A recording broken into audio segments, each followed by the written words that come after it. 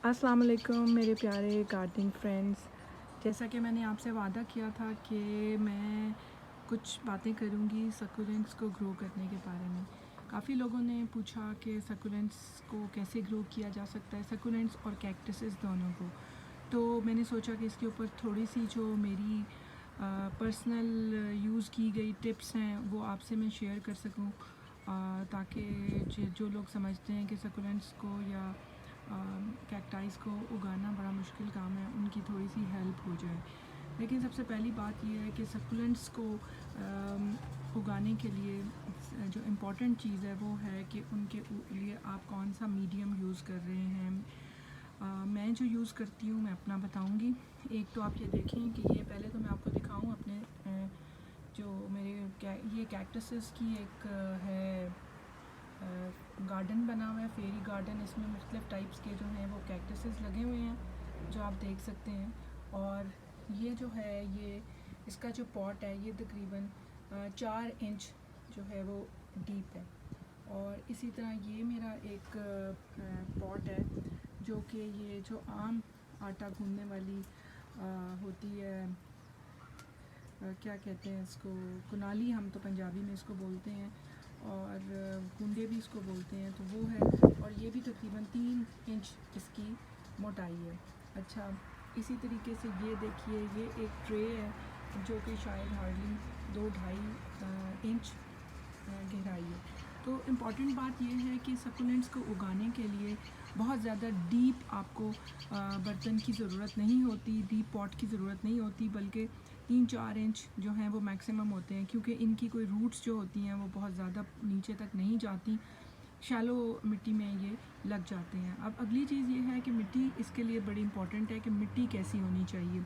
मिट्टी इस तरह से होनी चाहिए कि मैं जो लेती हूँ वो ये है कि एक हिस्सा मिट्टी, एक हिस्सा रेत और एक हिस्सा मैं डालती हूँ इसके अंदर, या तो कोकोपीट डाल लेती हूँ या फिर एक कंपोस्ट।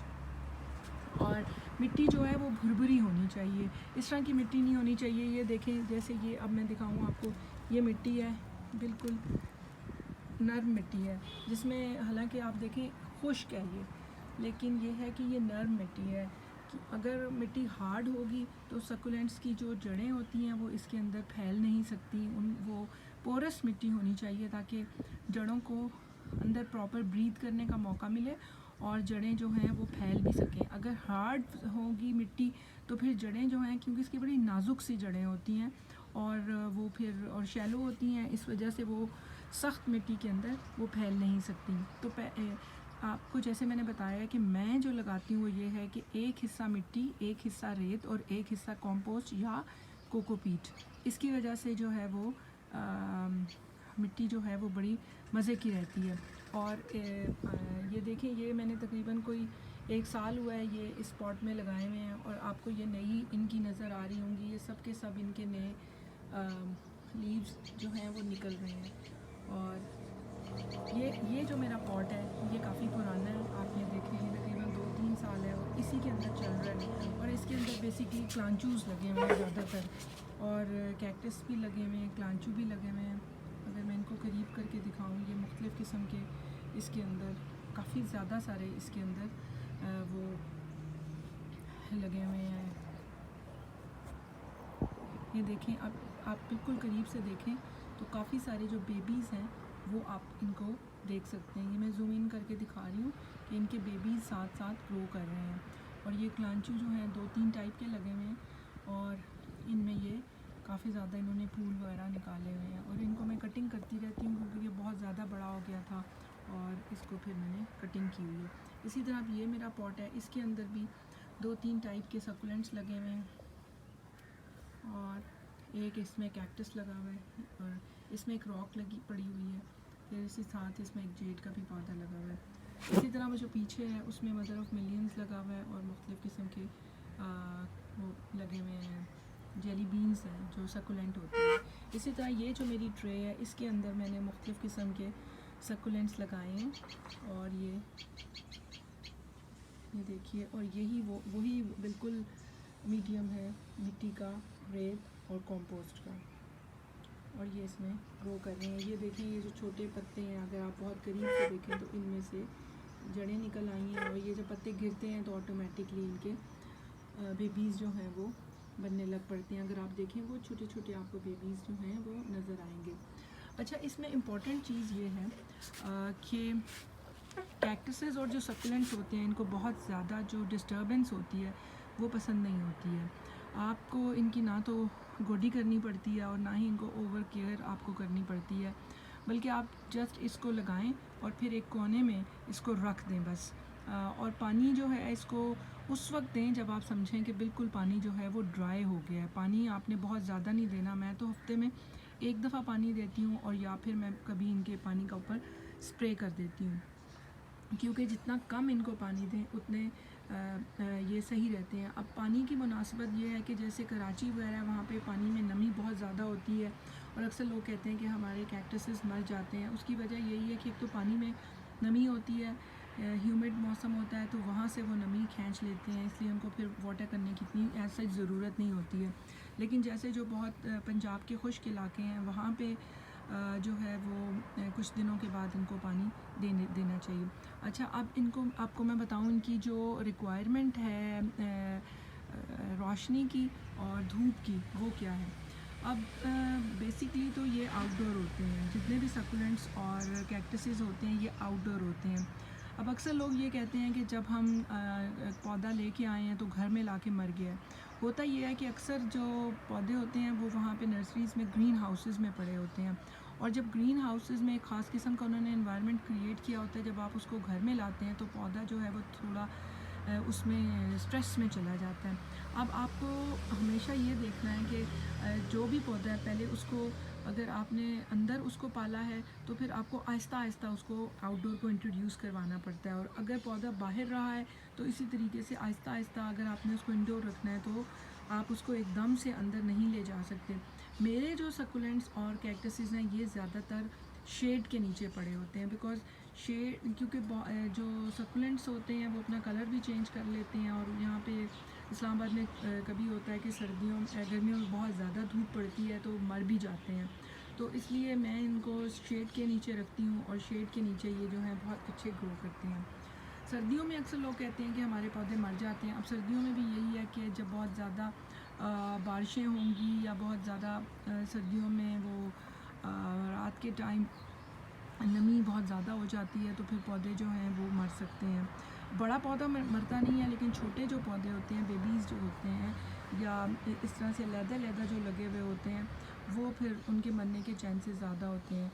लेकिन बेहतर यही है कि आप इनको किसी शेड के नीचे रखें ताकि इनको रोशनी भी प्रॉपर मिलती रहे और जो पार्शली जो सनलाइट है वो भी इनको मिलती रहे, और इसके साथ साथ इनकी जो हवा होती है वो जो इनको कार्बन डाइऑक्साइड की ज़रूरत होती है वो भी इनको मिलती रहे। अब ये सारी चीज़ें जो मैं आपको बता रही हूँ ये मैं सिर्फ अपने तजर्बे की रोशनी में आपको बता रही हूँ कि मेरे जो सकुलेंट्स और जो हैं कैक्टाइज वो इस तरह से ग्रो करते हैं। किसी का मे बी इससे डिफरेंट एक्सपीरियंस हो सकता है।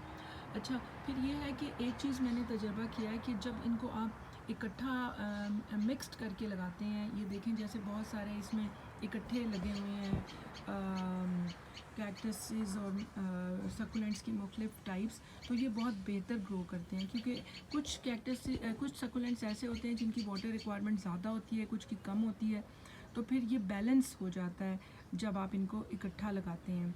और ये है कि इनको ज़्यादा, जैसे मैंने कहा है कि जितना इनको इग्नोर रखेंगे, जितना इनको आप छेड़ा छाड़ी कम करेंगे, उतना ज़्यादा ये जो है ये ग्रो करते हैं, खुश रहते हैं, फ्लरिश करते हैं।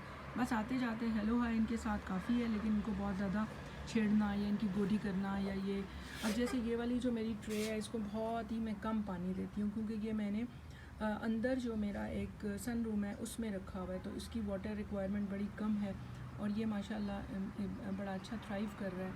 इकट्ठा इसको मैंने लगाया हुआ है और इंशाल्लाह ताला ये अगले साल तक काफ़ी ज़्यादा बढ़ जाएगा।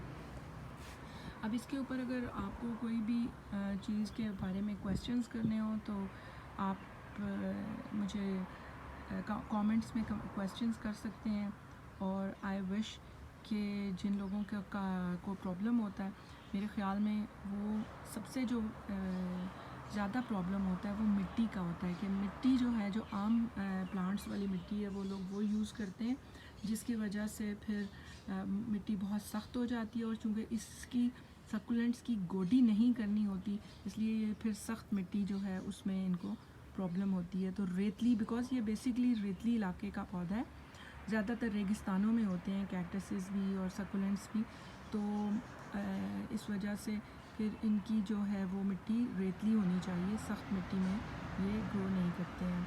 और दूसरा वही कि इनको बहुत ज़्यादा सन के नीचे, अगर आप छोटे प्लांट को सन के नीचे रख देंगे तो वो जल जाएगा। हाँ, आहिस्ता आहिस्ता आप आदी करें, जैसे मैं ये करती हूँ कि जो मेरे, हाँ एक चीज़ है कि ये इंडोर उसी सूरत में हो सकते हैं जब आपने इनको बड़ी जो है लाइट इनको इस तरह की दी हो, जो आर्टिफिशियल लाइट्स होती हैं, इलेक्ट्रिक लाइट्स, वो या तो मुसलसल इनके ऊपर बल्ब चलता रहे, या फिर ये है कि मैं तो ये करती हूँ कि मेरे जो सक्कुलेंट्स होते हैं उनको मैं हफ्ते में 1 दिन बाहर रख लेती हूँ, बल्कि 2 दिन बाहर रख देती हूँ, फिर 4-5 दिन अंदर रख देती हूँ।